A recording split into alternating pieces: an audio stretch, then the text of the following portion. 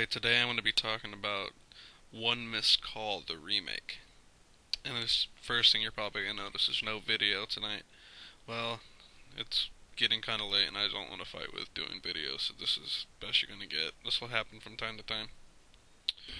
Okay, this was a remake of a Japanese horror film directed by Takashi Miike, who shocked the world with his very controversial and very screwed up movie Audition.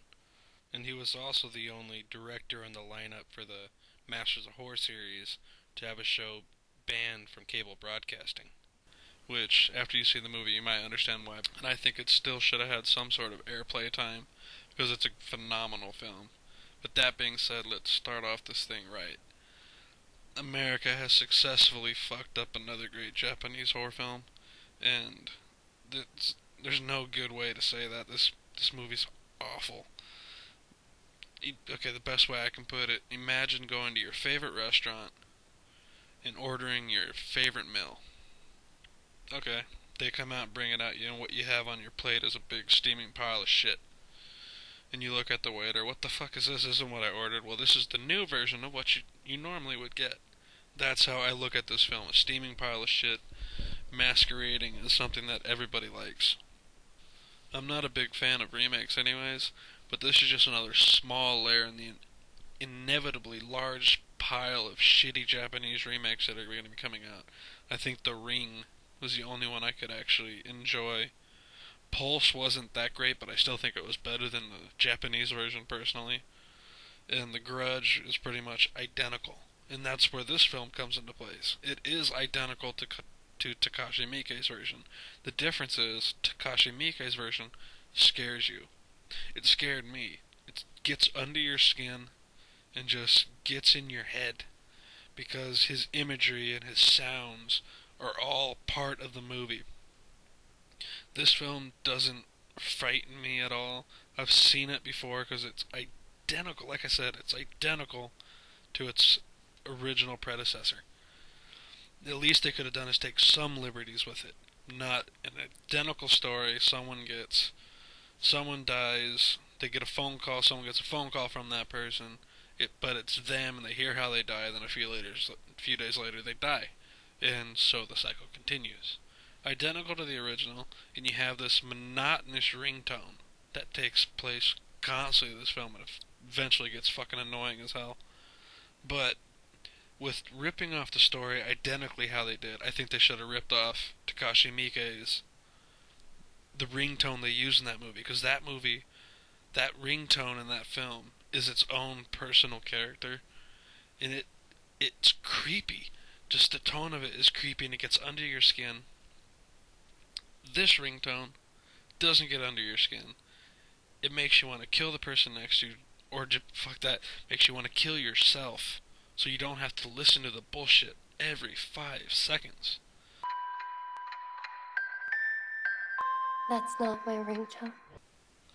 The acting in this film isn't horrendous, but it isn't one I'm like going to be, oh my god, you have to see this movie for the acting, because first of all, I wouldn't tell anybody to see this movie. I'd tell people to stay as far the hell away from this thing as they possibly could.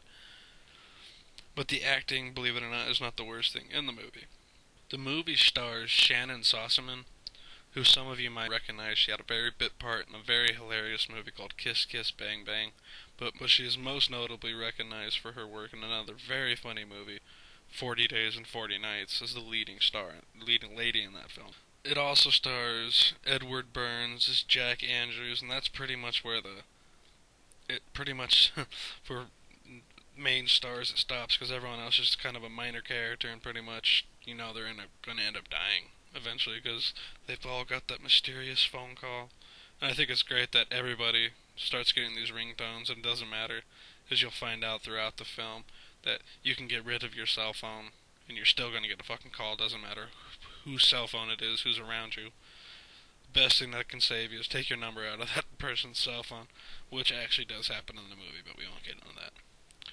This atrocity was directed by Eric Valette, and I'm really not going to get into with this guy because I looked at his film credits, I haven't seen anything the fuck he's done, and after seeing this, I don't plan to.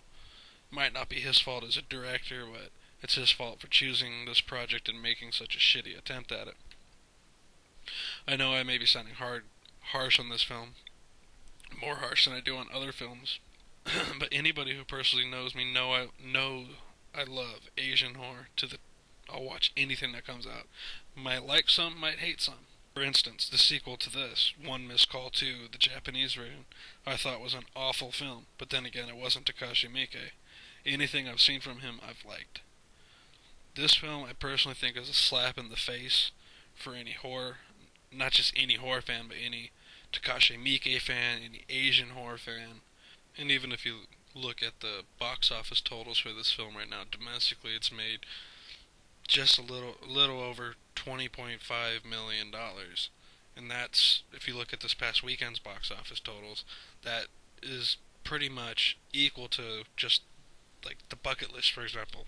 For the Bucket List opening weekend total, this thing's been out for over a week. I know I usually put a little bit more information into my reviews for whatever I do, but this film I don't really want to. I don't want to spend any more time than I have to talking about this piece of crap. And hopefully I never even have to lay eyes on this film again. I wish I could get my money back for actually seeing it. And this is one I'm definitely going to run away from when I see it on DVD on movie shelves. So hope this didn't upset anybody as much as my review of Live Free or Die Hard did, but it's bound to happen at one point in time. And I'm taking off, so see you all in the next go around.